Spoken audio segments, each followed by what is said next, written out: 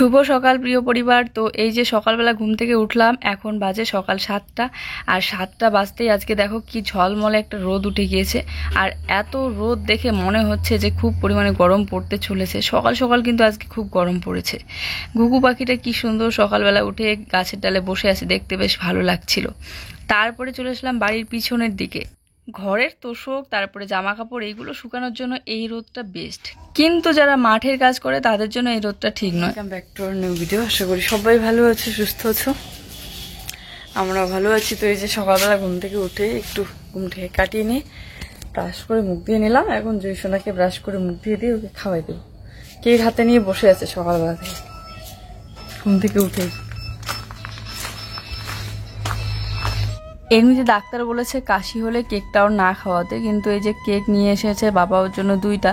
তো সকাল সকাল যেহেতু দেখেছে এখন কেক ছাড়া ও মানে আগে কেক খাবে তারপরে অন্য কিছু, তাছাড়া খাবেই না। তো হাতে নিয়ে খেতে গেলেও যদি পড়ে যায়, এই জন্য ওকে বললাম যে সোনা দাও কেক দুটো বাটিতে দেই। আমি রান্নাঘরটা ঢোকার সাথে সাথে গুলিয়ে যায়, মানে চারিদিকে এলোমেলো হয়ে থাকে সকালবেলাটা। তো কোনটা আগে করব সেটাই বুঝতে পারি না। তো আগেই যে র্যাক ঝুড়িটা একটু মুছে নিচ্ছি, ধুলা পড়ে পড়ে থাকে না হলে। প্রত্যেক দিন যদি এমনিতেই জল দিয়ে মুছে নেওয়া যায় একটু করে ন্যাকড়া ভিজিয়ে, তাহলে হচ্ছে কি অনেক দিন পর ধুইলেও কোনো ব্যাপার না। আর যদি অনেক কয়েকদিন একটানা না মোছা হয় তাহলে কিন্তু ধুলাটা জমতে জমতে একদম প্রচণ্ড নোংরা লাগে। তো তখন এগুলো সব বের করে ধুইতে হয়। তো যাই হোক, এদিকে বাসনগুলো সব গুটিয়ে নিলাম বড় গামলাটার মধ্যে, আর টেবিলগুলো এখন মুছে নেব। আর ওর তো ওই যে শিলিগুড়ি থেকে রান করে আসার পর মানে প্রচণ্ড পা ব্যথা, তারপরে তো ওই একটা দিন প্রায় সারাটা দিন শুয়েই বিছানায়। তো আজকে তবু মোটামুটি একটু ঠিক হয়েছে।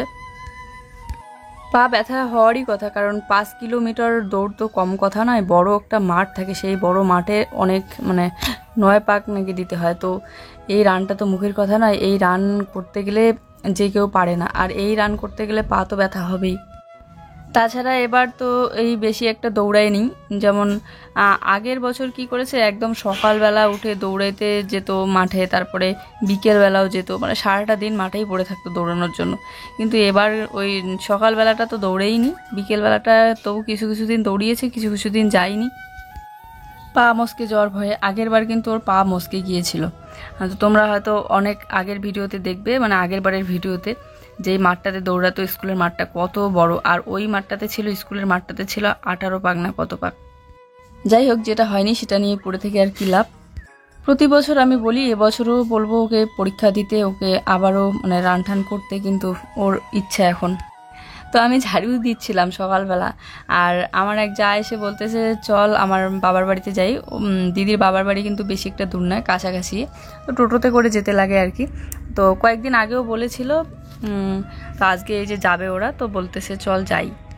আমার সেরকম কোনো প্ল্যানই ছিল না। তো ঝাড়ু দিতে দিতে হঠাৎ কি মনে হলো যে জুয়ের বাবাকে জিজ্ঞাসা করি তো কি বলে। তো ওকে বললাম যাবো কিনা, ও বলছে যাও। আসলে জানোই তো ভাদ্র মাস, আর ভাদ্র মাসে মামার বাড়ি ভাত খেতে লাগে। তো এই জন্যই দিদি ওরা যাচ্ছে আজকে। আর কি বলতো, আমার তো সেরকম যাওয়া হয় না। সেরকম বলতে বাবার বাড়ি তো সেই কত বছর হয়ে গেল, আমার নিজের যে বাবার বাড়ি সেখানে তো যাওয়াই হয় না। আর এমনিতে জলছিটা বাবার বাড়িতে যাওয়া হয়, আগের বারও গিয়েছিলাম ভাদ্র মাসে, কিন্তু নিজের বাপের বাড়ি তো কত বছর হয়ে গেল যাওয়া হয় না। তাছাড়া এমনিতে কেউ নিমন্ত্রণ করলে নিমন্ত্রণ খেতে যাই, তাছাড়া কিন্তু বেশি একটা কারো বাড়িতে যাওয়া হয় না, আর গিয়ে থাকাও হয় না, মানে আত্মীয়র বাড়িতে। তো ভাবলাম দিদি যেহেতু বলতেছে তো চলো যাই একবার, মানে ঘুরে আসি, দেখে আসি দিদির বাবার বাড়ি। আর হঠাৎ করে না গেলে না, কোনো কারণে প্ল্যান করে সেরকম করে কোথাও একটা যাওয়া হয় না। তারপরে ঠিক করলাম যে যাব, আর যাওয়ার কথা ছিল বিকেল 3টের দিকে। তো এই জন্য কাজগুলো করতে লেগে পড়লাম, একটার পর একটা কাজ। তো সংসারের কাজগুলো তো করে রেখেই যেতে লাগবে, তারপরে আবার ভিডিও এডিট করে আপলোড দেওয়া আছে, আর আপলোড দিয়ে তারপরেই যাব। তো গিয়ে থাকতে বলতেছিল দিদি, কিন্তু আমি বললাম যে থাকবো না, আজকে গিয়ে আজকেই চলে আসবো। তো তারপরে বললো যে ঠিক আছে, যেহেতু আজকে গিয়ে আজকেই চলে আসবো, চল তাহলে একটু আগেই যাই। আর আজকে আবার এমন রোদ পড়েছে কি বলবো, প্রচণ্ড রোদ। তো এইদিকে এই যে লেগে পড়লাম বাসনপত্র মাজা দেওয়া করতে, তারপরে একটু সিদ্ধ ভাত করে খেয়ে যেতে হবে। যেহেতু এখন ঠিক হলো একটু আগেই যাব, মানে ওই 11:30টার দিকে যাওয়ার কথা, কিন্তু 11:30 বললেই তো আর 11:30 হয় না। ওই রেডি হইতে হইতে ওই 12টা-1টা বেজেই যাবে। দুপুরবেলা যদিও বা যেতে ইচ্ছে করে না, কিন্তু যেহেতু চলেই আসবো আমরা, তো ওই জন্য আগেই যাচ্ছি। তাহলে আশেপাশের জায়গাটাও একটু ঘুরে দেখতে পারবো। আর আগে গেলে তো এই যে সবজি টবজি রান্না করতে গেলে এখন আমার অনেকটা সময় লেগে যাবে, আবার সেই এতগুলো বাসনপত্র মাজা দেওয়া করো রান্নার পর, তো এই সেই করতে করতে আর টাইম পাবো না, তারপরে ভিডিও তো আমাকে দিতেই হবে। তো এই জন্য ভাবলাম যে সেদ্ধ ভাতে একটু করে নেবো, আর জুইয়ের জন্য ডালিয়া বানাবো। কলের পাড়ের সাইডগুলো দেখছো তো এখন কত সুন্দর লাগে, আবার মাঝখানটা প্লাস্টার করে দিলে আরও বেশি সুন্দর লাগবে। সব কিছুতেই হচ্ছে টাকার খেলা, একটু টাকা খরচ করো তাহলেই দেখবে অনেক সুন্দর বাড়িঘর। এবারে যেহেতু কথা দিলাম যাব, তো এখন নাকের উপর দম দিয়ে কাজগুলো তাড়াতাড়ি করার চেষ্টা করছি। আর কি বলতো, না হলে ওরা আমার জন্য অপেক্ষা করে থাকবে, আমার কতক্ষণে মানে কাজ কমপ্লিট হয়। আর ওই দেখো আমার ছাতা, এত সুন্দর ছাতাটা কি অবস্থা করে রেখেছে, এখন মেলাও যায় না আর ওটা ঠিক করাও যাবে না, এত পরিমাণে ভেঙে গিয়েছে মাঝখানটা। তো এদিকে জুইয়ের জন্য প্রোটিন পাউডারটা গুলিয়ে নিই, এই বয়ামের মধ্যে ভরে রেখে দিয়েছিলাম।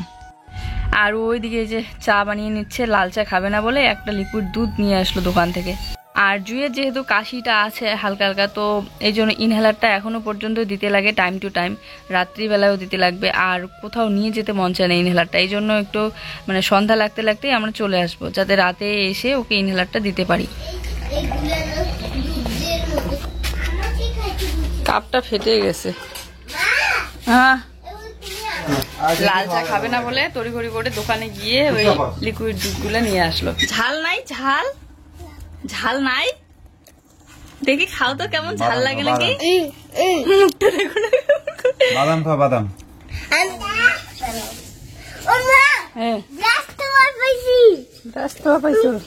ওই দেখো ব্রাশ রাখার ঝুড়িটা ওর পছন্দ, তাই এটা নিয়ে আসলো। যেদিন দেখবে একটু বেশি তাড়া থাকে কাজের, সেদিন আরও কি হয়, আরও বেশি মানে দেরি হয়ে যায় কাজকর্মগুলো করতে। তো যাই হোক, এদিকে এই যে বিছানার চাদর টাদর নিয়ে আসলাম ধুয়ে দেবো বলে, অনেক দিন হয়ে গেল বিছানার চাদরটা ধুয়ে দেওয়া হচ্ছে না। তারপরে জুইয়ের পাপা এই যে শিলিগুড়ি গেল আসলো, ওর জামা কাপড়গুলো ওরকমই পড়ে আছে, এখনও ধুয়ে দিতে পারিনি।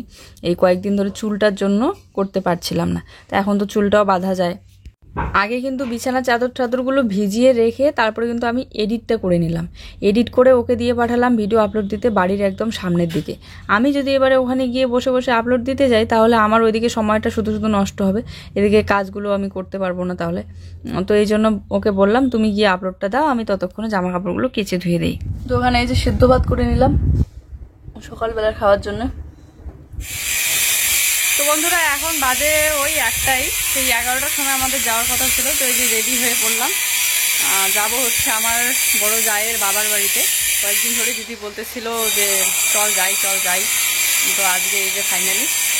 এমনিতে কোথাও গেলে শাড়ি পরে যেতেই ইচ্ছে করে, আজকেও ইচ্ছে করছিল, কিন্তু যে রোদ পড়েছে আবার থাকবে জুই, তো আর শাড়ি পরলাম না বাচ্চা নিয়ে। মনে নাই কিন্তু আমার পরে ভুলে যাবে, বৃষ্টি আসলে ইয়ে হয়ে যাবে। দেখো একদিন উঠেতে আছে প্রচন্ড খেলাম রেডি হইতে হইতে, আজকে কেন জানি না খুব রোদ উঠেছে। চলো ওই যে দুইকে রেডি করে দিয়েছি, দেখি কতগুলো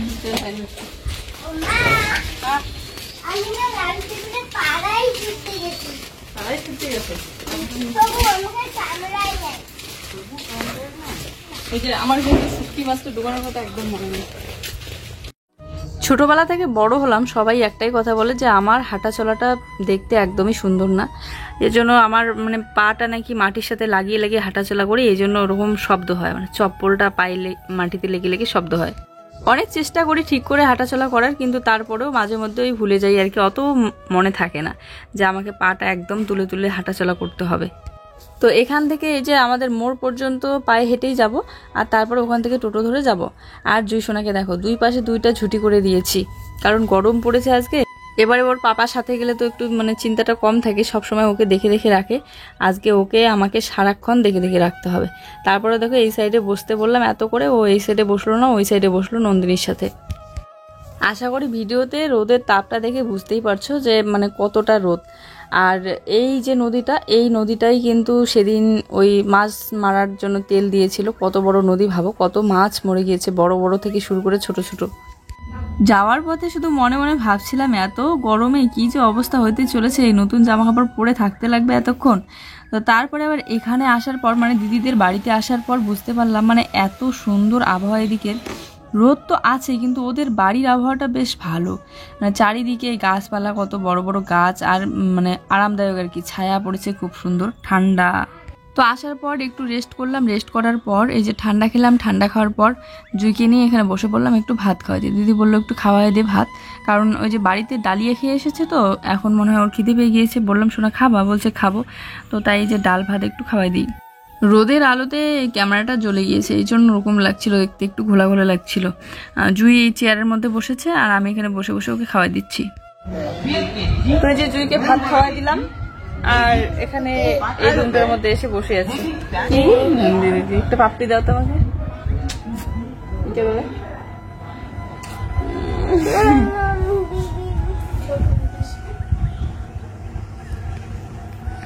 মুরগি, দেশি মুরগি পোষে না?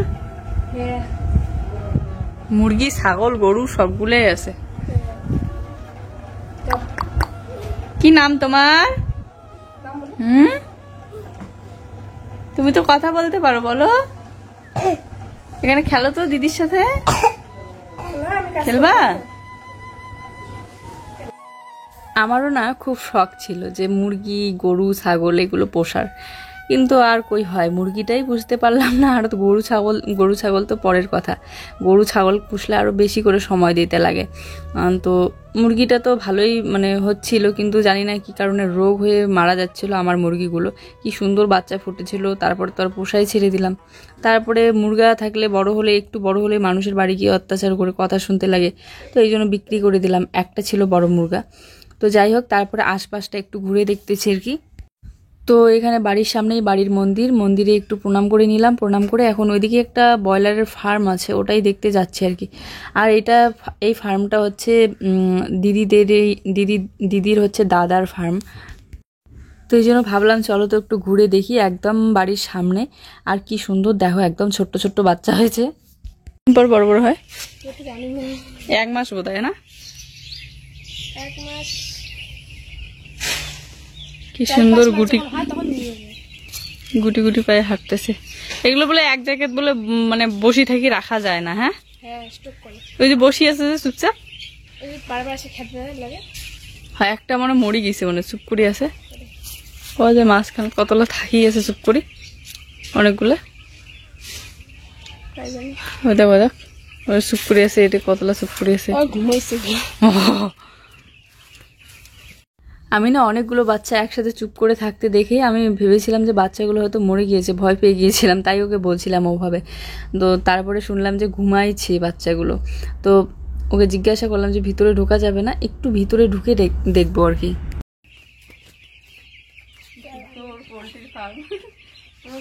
বাইরে থেকে দেখি, কিন্তু ভিতরে আসা হয়নি। দেখো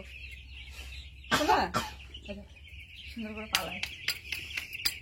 আমি আসলে যখন নতুন এসেছিলাম এখানে তখন ইউটিউব করি না, কিন্তু তখন থেকেই ভাবতাম, ওকে বলতাম যে আমাদের বাড়ির একদম পিছনে জমি আছে তো ওই নদীর ধারের ওইদিকে, তো ওইদিকে পোলট্রির ফার্ম করলে কীরকম হয়। কিন্তু ও বলতো যে ওই দিকে যদি পোলট্রি ফার্ম করা যায়, যে শিয়ালের অত্যাচার, কারণ নদীর একদম কাছাকাছি ওইদিকে, অতটা দূরে হয়ে যায়, তারপর অত দূরে লাইট নিয়ে যেতে লাগবে, কারেন্ট আর কি, কারেন্টের ব্যাপার আছে। তারপর কেউ একজন নাকি ওখানে সবসময় থাকতে লাগে, মানে পাহারা দিতে লাগে। এই যে মুরগিগুলোকে যেমন বারবার জাগিয়ে জেগে দেওয়া, ঘুমিয়ে পড়তে না দেওয়া, তো এইরকম সারাক্ষণ এরকম করে দিতে লাগে। তো এটাই শুনেছিলাম আমি যতদূর জানি। তো ওই দিকে আবার নদীর ওইদিকে কে একা একা থাকবে, এমনিতেই ভয় লাগে। ওই দিকটা এতটা মানে বাড়ির পিছনের দিকে পড়ে যায় নদীর ধারে। তারপরে তো আর হলো না। আর বাড়ির বেশি একদম কাছাকাছি করলে কি হয় বলো তো, ওই যে গন্ধ লাগে একটা, এই গন্ধটা অনেকেই সহ্য করতে পারে না। এখানে যেমন ফার্মের একদম কাছাকাছি কোনো ঘর বাড়ি নেই, মানে একটু দূরে আছে কিন্তু একদম কাছাকাছি নেই, তাহলে চলে। আর ওই যে পাশে একটা ফার্ম দেখতেছ, ওখানে হচ্ছে যখন মুরগিগুলো একটু বড় বড় হয় তখন নাকি ওখানে রাখা হয়। তো দেখতে এলাম পোলট্রির ফার্ম, এমনিতে বাইরে থেকে দেখি কিন্তু ভিতরে ঢোকা হয় না। তো আজকে ভিতরে ঢুকে তারপরে দেখলাম কি সুন্দর, একদম ছোট্ট ছোট্ট বাচ্চাগুলো, বেশ ভালো লাগে। হ্যাঁ। তো এখন বাজে কটা, 3টা বাজে, বিকালের একটু পরে মানে রোদটা কমে গেলে আমরা চলে যাব বাড়িতে। দিদি এখন এই যে খাইতে রাখতেছে, খাইতে যাব। আর বলছিল নাইটি পরে নিতে, মানে চেঞ্জ করতে আর কি। তো গরমও লাগছিল প্রথমের দিকে, তো মানে আবহাওয়াটা এত সুন্দর আবহাওয়া, সুন্দর বলতে কি বাইরে তো সেই গরম, আবহাওয়া খুব মানে গরম আজকে। কিন্তু ওদের বাড়ির মানে আবহাওয়াটা, ওদের বাড়িটা এত সুন্দর ঠান্ডা, ছায়ার মধ্যে তো চারিদিকে গাছ, তো ঘরগুলো বেশ ঠান্ডা। তো ওই যে ফার্ম দেখতে গেলাম, ওখানে রোদ লাগছিল, একটু গরম লাগছিল, তাই এসে একটু চেঞ্জ করে নিলাম, নাইটি পরে নিলাম। এটা হচ্ছে দিদির বৌদির নাইটি, তো পরে নিলাম। আর তো চলো একটু পরে খাওয়া দাওয়া করে এদিকটা একটু আশপাশটা ঘুরে তারপরে হচ্ছে যাবো বাড়িতে। তো বসে পড়লাম, আগে জুইকে খাওয়াই দিই, তারপরে আমি খাবো। আর এই যে এটা হচ্ছে দিদির বৌদি, দাদা বৌদি, তারপরে হচ্ছে জেঠিমা মানে দিদির মা, সবাই কিন্তু সবারই ব্যবহার কিন্তু অনেক ভালো। সবাই কিন্তু বারবার করে বলছিল যে আজকের রাতটা থাকো, আজকের রাতটা থাকো। কিন্তু ওই যে জুইয়ের শরীরটা ভালো না, তো ওই মাঝে মধ্যে কাশিটা বেড়ে যায়, রাত্রিবেলা থাকা তো যাবেই না। জুইয়ের পাপ্পা দেখছো, সেই কখন এসেছি, সারাটা দিনে একটা বারও কিন্তু ও ফোন করলো না। আর আমি হলে ওকে কতবার যে ফোন করি কোথাও গেলে। খাওয়া দাওয়াটা আজকে একটু বেশি হয়ে গিয়েছে, এই জন্য খাওয়া দাওয়া করে আর হাঁটাচলা করতে ইচ্ছে করছিল না, একটু শুয়ে শুয়ে রেস্ট করেছিলাম জুইকে নিয়ে। আর এখানে হচ্ছে ডাল, তারপরে পাঁঠার মাংস, তারপরে হচ্ছে পাঁপড়, আর হচ্ছে কলার মোচা। সব রান্নাই কিন্তু দারুণ হয়েছিল। তো চলো খাওয়া দাওয়াটা করে নিই, তারপরে কথা হচ্ছে। এত চেষ্টা করি টাইম মতো একটু ভিডিওটা দেওয়ার, তাও কেন জানি না টাইম মতো দিতেই পারি না। সেই সকালবেলা থেকে কাজকর্ম করতে করতে মেয়েকে স্কুলে পাঠিয়ে দেওয়ার পর 11টা থেকে বসলাম এডিট করতে। তারপরে দেখো কত বেলা হয়ে গেল, সেই দুপুরবেলাই হয়ে গেল। এর জন্য আজকের ভিডিওটাও তোমাদের কাছে পৌঁছাতে পৌঁছাতে অনেকটা দেরি হয়ে যাবে। তো যাই হোক, এদিকে খাওয়া দাওয়া করে উঠে একটু শুয়ে রেস্ট করার পর দিদিকে বললাম চলো এখনই তো বাড়িতে যাবই, তো একটু আশপাশটা ঘুরে আসি। তো এদিকে আসতেই দেখি রাস্তাটা এত সুন্দর লাগছে দেখতে। আর গ্রামের এরকম পকেট রাস্তাগুলো দেখতে কিন্তু অনেক বেশি সুন্দর লাগে, কারণ রাস্তার দুই সাইডেই দেখো কি সুন্দর গাছ, আর গাছগুলোর মধ্যে ফলও হয়েছে। কিছু কিছু তো পেঁপের গাছ অনেক দেখলাম, এই পেঁপের গাছগুলোতে কি পরিমাণে যে পেঁপে হয়েছে। আর এই বাড়িটা শুধু দেখো, মানে ব্লগ ভিডিও করার জন্য এই বাড়িটা যে কত সুন্দর। বাড়িটা মাঝখানে, তার চারপাশে বাড়ির একদম ঘরের একদম কাছাকাছি থেকেই শুরু ধান ক্ষেত। কি ভালো লাগছে দেখতে, মানে চারিদিকে ধান ক্ষেত, ধান ক্ষেতের মাঝখানে পড়েছে বাড়িটা। আর সকালবেলা উঠে বিশেষ করে এই রাস্তাগুলো দেখতে অনেক বেশি সুন্দর লাগে, আর সন্ধ্যাবেলার দিকটা হাঁটাচলা করতে ভালো লাগে। তুই যাস না কাছায়, ঠান্ডা লাগবে। জলের ট্যাঙ্কি সেই সুন্দর পরিষ্কার জল। হ্যাঁ নিচে একটু নোংরা হয়েছে।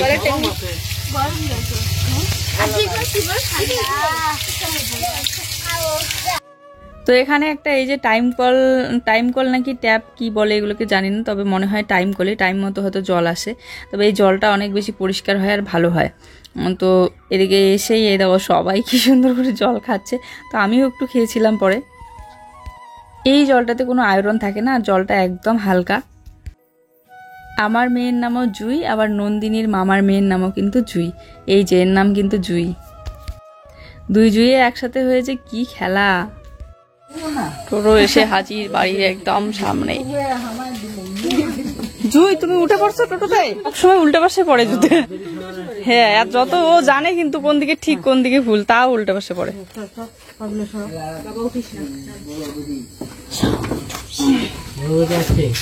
গেলাম বৌদি।